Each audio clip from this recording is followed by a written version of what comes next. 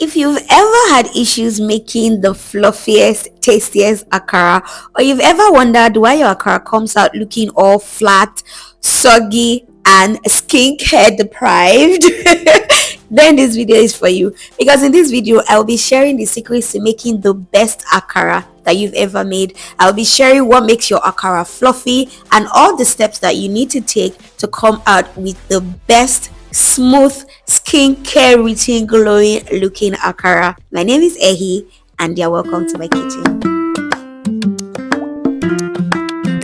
When making akara, the first thing you want to do is soak your beans so that it softens enough for the back to come off easily when you wash it. Now, I used honey beans for this, but you can use regular brown beans or white beans depending on your preference. This is one way to actually wash your beans when making akara or moi moi. There are other several ways, and I may just be kind enough to share a video of what those other ways are. On this day, my husband was very eager to assist me in the kitchen, and I was loving it because I don't like to wash beans in the kitchen, so I just let him. Now, after washing, this is what your beans should look like: very clean, very sharp. And then we can proceed to blend. If you are aiming for soft, fluffy, smooth, and skincare routine glowing akara, then you want to pay attention at this point. You do not want to overcrowd your beans with a lot of ingredients. You want to keep it simple because akara shines when it is simple. A list of all ingredients used and their measurements will be in the description box below so you can check it out. Another thing you do not want to do at this point is put so much water. You don't need so much water to blend your beans at this point, because you need your consistency to be medium thick. So if you have a heavy duty blender, good for you, you don't need water at all. If you don't have a heavy duty blender, I'm going to teach you how to blend with your blender at home. You just need a little bit of water, and you want to blend and stop, blend and stop, and then continue the process like that until all of the batter is fully blended and smooth like this.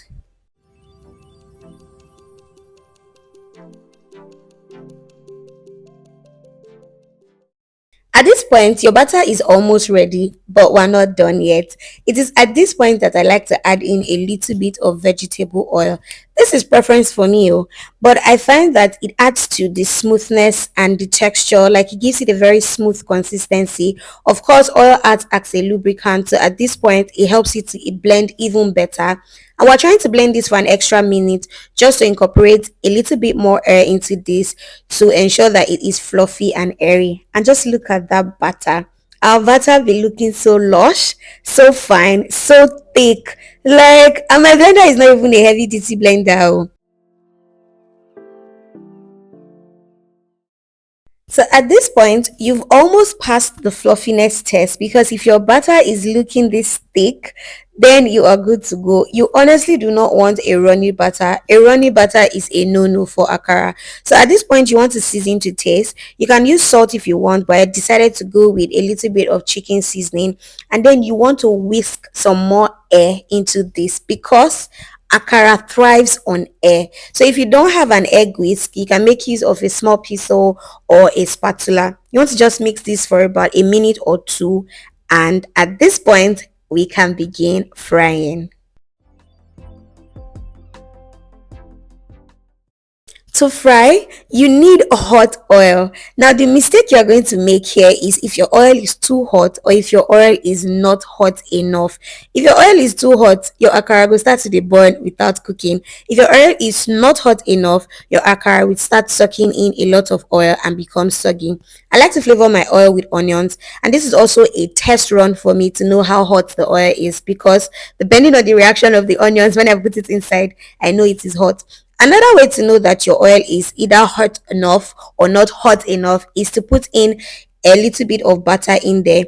Now, if you put in the butter and it doesn't float to the top instantly, like you are seeing this tiny little piece floating to the top like this, then you know that your oil is not hot enough, and if you proceed, you're going to come out with soggy akara balls. So you want to wait till the butter floats to the top like so, and you know that you are good to go. You can scoop your butter into the pan with any spoon of choice. That depends on you.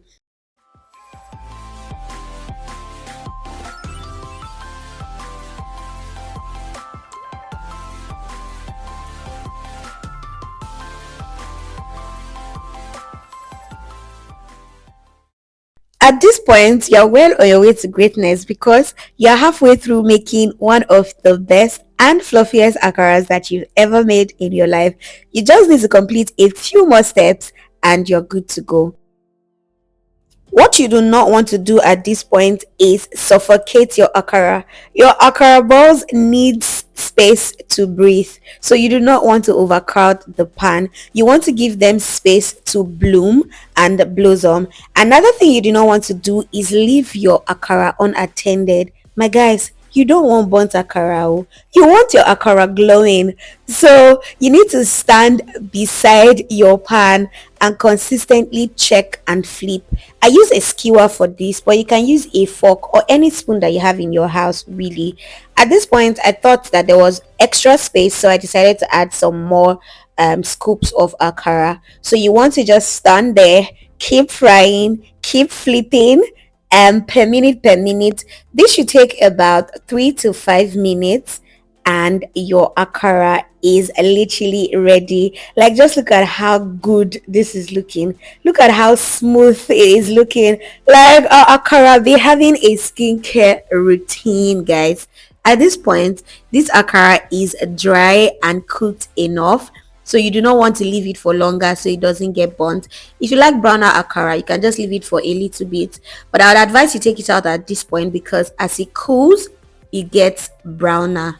Guys, just look at that up close view. Can you see how smooth and good this akara looks? Trust me when I tell you that it tastes even better than it looks. I don't know what my village people did it when I was scooping this one out of the pan, but just look at what the first batch looks like. It looks so good. So you are pretty much just going to repeat the process until you are done with all of your batter and you are good to go. Guys, let me know in the comments, what do you think about this recipe? Is it your next go-to recipe? How did you used to make your akara before you found this video? Let me know in the comments, and I'm hoping that you loved watching this video as much as I enjoyed making it. Don't forget to give me a big thumbs up for encouragement. Leave a sweet comment in the comment section, and don't forget to subscribe and turn on post bell notifications if you've not done that already, so that you'll be notified each time I make amazing videos like this. Until the next video, I will see you, fam. Bye.